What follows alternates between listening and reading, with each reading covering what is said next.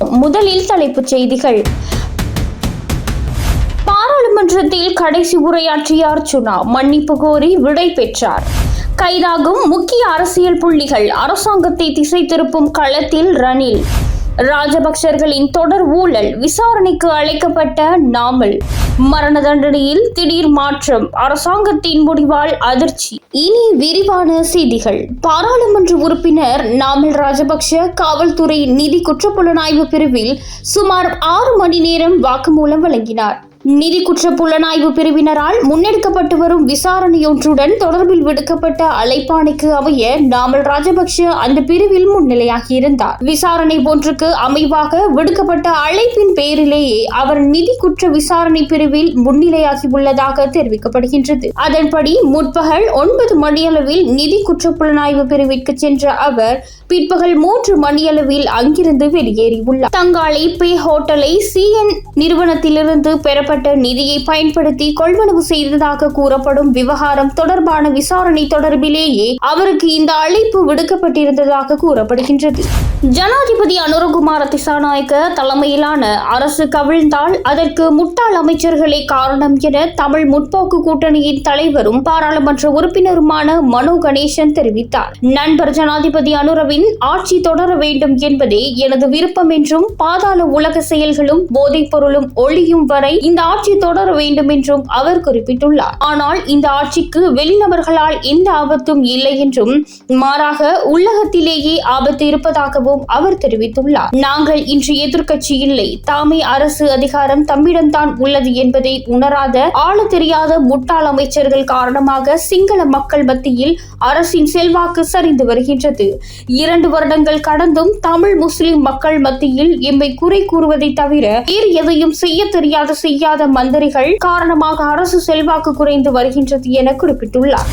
பாராளுமன்றத்தில் மக்கள் நலன் சார்ந்த மற்றும் நாட்டின் முக்கிய பிரச்சனைகள் குறித்து விவாதிக்கப்படும் போது எதிர்க்கட்சி உறுப்பினர்கள் அவைக்கு வராமல் தட்டி கழிப்பதாக பாராளுமன்ற உறுப்பினர் ராமநாதன் அர்ச்சுனா தெரிவித்தார். மக்கள் பிரதிநிதிகளாக தேர்வாகி வந்தவர்கள் தங்கள் கடமையை சரியாக செய்ய தவறுவதாகவும் அவர் குற்றம் சாட்டினார். பாராளுமன்றத்தில் அவர் ஆற்றிய இறுதி உரையின் போதே அவர் இதனை குறிப்பிட்டார். அத்துடன் 2021ஆம் ஆண்டில் கப்பல் ஒன்று இலங்கை கடற்பரப்பில் தீப்பற்றி எரிந்ததால் நாட்டின் கடல் சூழல் பெரும் பாதிப்பு ஏற்பட்டுள்ளதாகவும் அவர் குறிப்பிட்டார். மேலும் இந்த நாட்டிற்கு சட்டப்பூர்வமாக கிடைக்க வேண்டிய பில்லியன் கணக்கிலான அமெரிக்க டாலர் இழப்பீட்டு தொகை அதிகார தரப்பினரின் முறையற்ற தலையீடுகள் காரணமாக மிக குறைந்த தொகையாக குறைக்கப்பட்டுள்ளது. இதுவே பாராளுமன்றத்தில் ஆற்றும் கடைசி உரையாக இருக்கலாம் என குறிப்பிட்ட அவர், சபை நடவடிக்கைகளின் போது அல்லது தமது பேச்சினால் யாருடைய மனமாவது புண்பட்டிருந்தால் அல்லது அவையின் கண்ணியத்திற்கு ஏதேனும் பங்கம் ஏற்பட்டிருந்தால் அதற்கு சபையில் உள்ள அனைத்து உறுப்பினர்களிடமும் மனப்பூர்வமாக மன்னிப்பு கோருவதாக தெரிவித்தார். தமிழ் மக்களின் பிரதிநிதித்துவம்,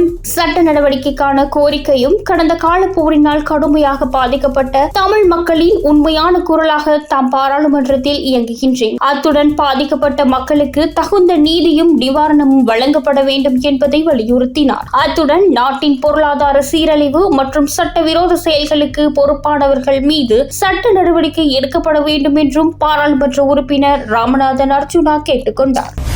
எதிர்காலத்தில் கைது செய்யப்படவுள்ள மற்றும் தண்டனை பெறவுள்ள ஊழல் மிக்க எதிர்க்கட்சி அரசியல்வாதிகளை காப்பாற்றுவதற்காகவே ரணில் விக்ரமசிங்க பொருளாதார பீதியை உருவாக்கி மீண்டும் அவர்களுக்கு அரசியல் தஞ்சமளிக்க முயற்சிப்பதாக ஜனபலய அமைப்பின் செயற்குழு உறுப்பினர் விதர்சன கண்ணகர தெரிவித்துள்ளார். ஜனாதிபதி அனுரகுமார திசாநாயக்க தலைமையிலான புதிய அரசாங்கத்தில் நாட்டின் பொருளாதாரத்தை முன்னோக்கி கொண்டு செல்வது குறித்த தெளிவான பார்வையும் திட்டமும் உள்ளது. 2028ஆம் ஆண்டளவில் சர்வதேச நாணய நிதியம் எதிர்பார்க்கும் $15 பில்லியன் அந்நிய செலாவணி கையிருப்பு இலக்கை அடைந்து நாட்டை மீண்டும் பொருளாதார ஸ்திரத்தன்மைக்கு கொண்டு செல்ல இந்த அரசாங்கத்தால் முடியும். 2028ஆம் ஆண்டில் கடன் மீள செலுத்த தொடங்குவதற்கு சர்வதேச நாணய நிதியத்தின் எதிர்பார்ப்புகளின்படி நாட்டின் அந்நிய செலாவணி கையிருப்பு $15 பில்லியன் அமெரிக்க இருக்க வேண்டும் என்றும், தற்போதைய இலங்கை மத்திய வங்கியின் கணிப்புகளின்படி இந்த ஆண்டின் இறுதியில் கையிருப்பு $8 பில்லியன் மட்டுமே மட்டுமே இருக்கும் என்றும் ரணில் விக்ரமசிங்க கூறுகின்றார். இதன் மூலம் 2027 மார்ச் மாதத்துடன் சர்வதேச நாணய நிதியத்தின் ஒப்பந்தம் முடிவுக்கு வந்த பின்னர் அரசாங்கம் நிதி நெருக்கடிக்கு உள்ளாகும் என்றும் அதனால் அரசாங்கம் 22வது அரசியலமைப்பு திருத்தம் போன்ற விடயங்களில் கவனம் செலுத்தாமல் அந்நிய செலாவணியை பெருக்குவது குறித்து சிந்திக்க வேண்டும் என்றும் அவர் கூற முற்படுகின்றார்.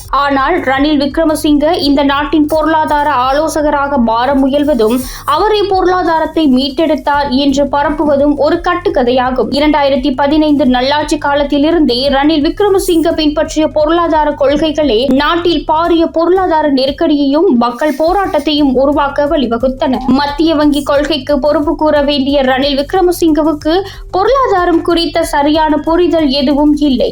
அவர் எப்போதும் தீவிர நவாதாரவாத கொள்கைகளின் மூலம் மக்கள் மீது அதிக வரிகளை சுமத்தி பொது சொத்துக்களை தனியார் மயப்படுத்தி மக்களை துன்புறுத்தினார். மக்களின் அறகலைய போராட்டத்துக்கு பின்னரும் ரணில் விக்ரமசிங்க செய்தது ராஜபக்சர்கள் உள்ளிட்ட ஊழல்வாதிகளை பாதுகாத்ததை தவிர நாட்டின் பொருளாதாரத்தை சரியான பாதைக்கு கொண்டு சென்றதல்ல என்றும் அவர் குறிப்பிட்டுள்ளார்.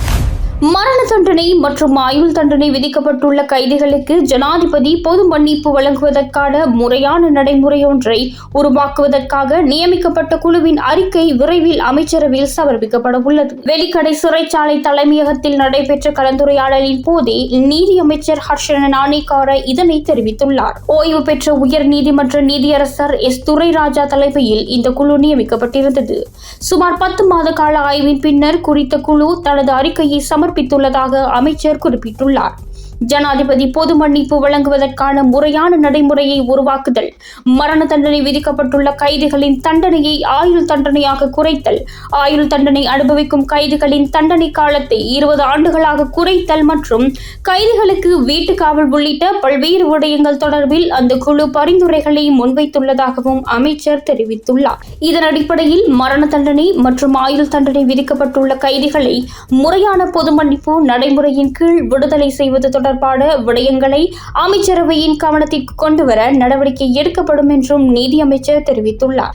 இதேவேளை தடயவியல் பரிசோதனை அறிக்கைகள் தாமதமடைவதால் விளக்கமறியல் சிறைச்சாலைகளில் தடுத்து வைக்கப்பட்டுள்ள ஆண் மற்றும் பெண் கைதிகளையும் அமைச்சர் சந்தித்து கலந்துரையாடியுள்ளார். தடயவியல் பரிசோதனை அறிக்கைகள் தாமதமடைவதால் கைதிகளின் வழக்குகள் நீண்ட காலம் தாமதமடைவது தொடர்பில் கவனம் செலுத்தியுள்ள அமைச்சர் அந்த அறிக்கைகளை விரைவாக பெற்றுக் கொடுப்பதற்கான தேவையான வேலை திட்டம் தயாரிக்கப்பட்டுள்ளதாக தெரிவித்துள்ளார். அத்துடன் சிறைச்சாலைகளில் ஏற்படும் பிரச்சினைகளை முன்கூட்டியே அடையாளம் கண்டு அவசர நிலைமைகளுக்கு உடனடியாக பதிலளிப்பதுடன் கைதிகளின் நலன்புரி நடவடிக்கைகளை முறையாக முன்னெடுப்பதற்கான ஒருங்கிணைந்த பொறிமுறை ஒன்று ஸ்தாபிக்கப்பட உள்ளது. கொழும்பு ரிமாண்ட் சிறைச்சாலை, புதிய மெஹசின் சிறைச்சாலை மற்றும் வெலிக்கடை சிறைச்சாலை ஆகிய 3 சிறைச்சாலைகளை மையமாக கொண்டு இந்த பொறிமுறை உருவாக்கப்பட உள்ளதாகவும் நீதி அமைச்சர் ஹர்ஷன நாணயக்கார குறிப்பிட்டுள்ளார்.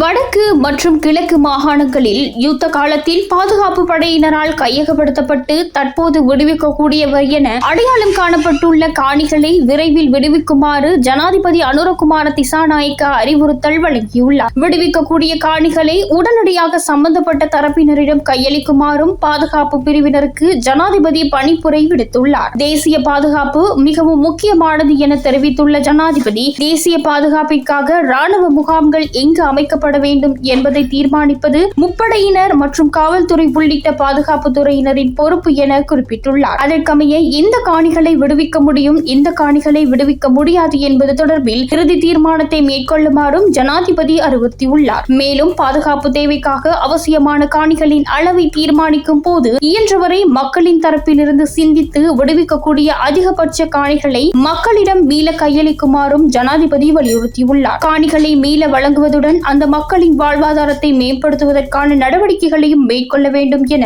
ஜனாதிபதி தெரிவித்துள்ளார். இதற்காக நவீன விவசாய தொழில்நுட்பத்தை பயன்படுத்தி அதிக உற்பத்தி திறனை பெற்றுக் கொள்ளக்கூடிய திட்டங்களை அறிமுகப்படுத்த நடவடிக்கை எடுக்குமாறு கமக தொழில், கால்நடை வளங்கள், காணி மற்றும் நீர்ப்பாசன அமைச்சின் செயலாளருக்கு ஜனாதிபதி பணிப்புரை விடுத்துள்ளார். வடக்கு மற்றும் கிழக்கு மாகாணங்களில் யுத்த காலத்தில் ராணுவ முகாம்களை அமைப்பதற்காக கையகப்படுத்தப்பட்ட தனியார் காணிகள் மற்றும் பொதுமக்களால் பயன்படுத்தப்பட்ட அரசு காணிகளை மீள விடுவிப்பது தொடர்பான கலந்துரையாடல் நாடாளுமன்ற கட்டிட தொகுதியில் ஜனாதிபதி தலைமையில் இடம்பெற்ற போதே ஜனாதிபதி இந்த பணிப்புரைகளை விடுத்தார்.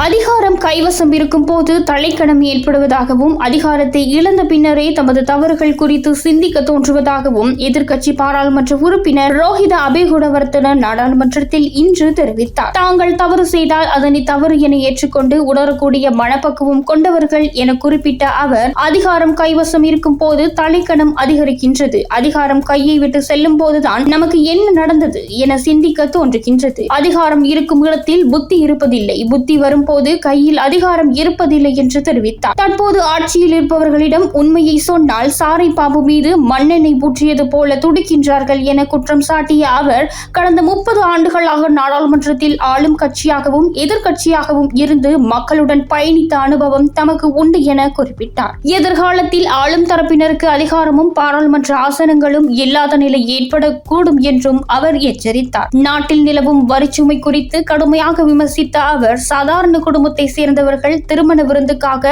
விடுதிக்கு சென்று உணவருந்தும் போது கூட அந்த உணவுக்கும் 18% பெறுமதி சேர் வரி விதிக்கப்படுவதை சுட்டிக்காட்டினார். வியாபாரிகளுக்கு செலுத்திய வரியை மீள பெற்றுக்கொள்ளும் வாய்ப்புள்ள போதிலும் சாதாரண நுகர்வோருக்கு அந்த வாய்ப்பு இல்லை என்றார். வரிச்சுமையின் தாக்கம் காரணமாக மக்கள் படும் துயரத்தை குறிப்பிட்ட அவர், திருமண விருந்துக்கு சென்றுவிட்டு பின்னர் விவகாரத்துக்கு செய்ய வேண்டிய நிலைக்கு சாதாரண மக்கள் தள்ளப்பட்டுள்ளனர் என்று நகைச்சுவை கலந்த தொனியில் தெரிவித்தார்.